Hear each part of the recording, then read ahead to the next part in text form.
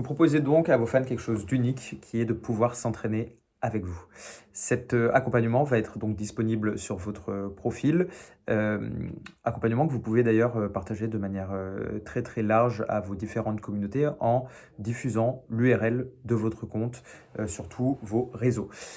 Une personne, donc un fan qui se rend sur votre sur cette brique, il va donc regarder notamment la description de cet accompagnement et donc vous allez pouvoir compléter les différentes variables qui font partie de cette description et être le plus précis possible pour qu'il n'y ait aucun doute du côté client et que vous répondiez à la plupart de leurs questions avant même qu'ils réservent l'entraînement avec vous. La première variable sur laquelle il faut faire un effort de précision, c'est donc la durée de cet entraînement. Est-ce qu'il s'agit d'un entraînement qui dure 1 heure? Est-ce qu'il s'agit d'un entraînement qui dure 1 heure et demie, 2 heures? Est-ce qu'il s'agit d'un forfait? On a plusieurs athlètes qui font ça aujourd'hui sur Aubenne, proposer des packs d'entraînement, 6 fois 1 heure par exemple d'entraînement au tennis avec un athlète. Je prends l'exemple du tennis parce que vous verrez qu'on va le reprendre dans la suite de mes exemples. Mais donc ça, c'est quelque chose à préciser de manière très claire et ça peut aussi être quelque chose que vous précisez directement dans le titre, notamment s'il s'agit d'un pack.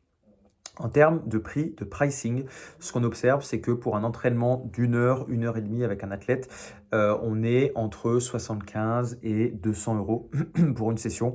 Évidemment, ce sont des prix qui augmentent, notamment pour les athlètes qui proposent des demi-journées d'entraînement avec eux, ou même des journées ou ces fameux packs que j'expliquais juste précédemment. En termes de matériel, si besoin de matériel côté client, je reprends l'exemple du tennis par exemple, raquette de tennis, balle de tennis, heu, chaussures de tennis, équipement complet, sportif, de tennis.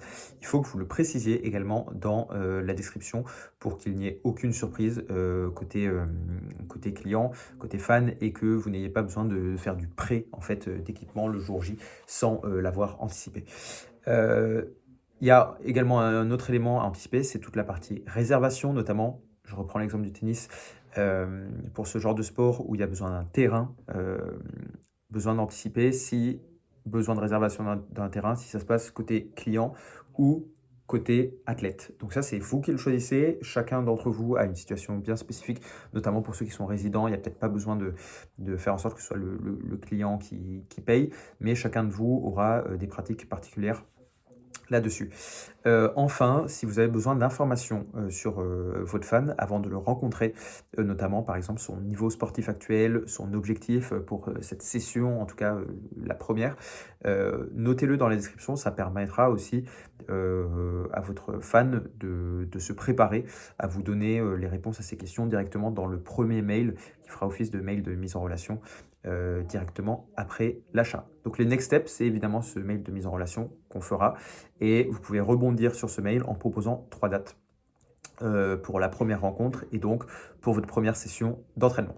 Le jour J, vous vous rendez sur place, le client, le fan se rend sur place, vous faites votre session, vous définissez une autre session, si besoin, à l'avenir qui passera, par, la plateforme Aubenne et vous enchaînez comme ça, au fur et à mesure, avec un ou plusieurs clients, plusieurs fans sans problème.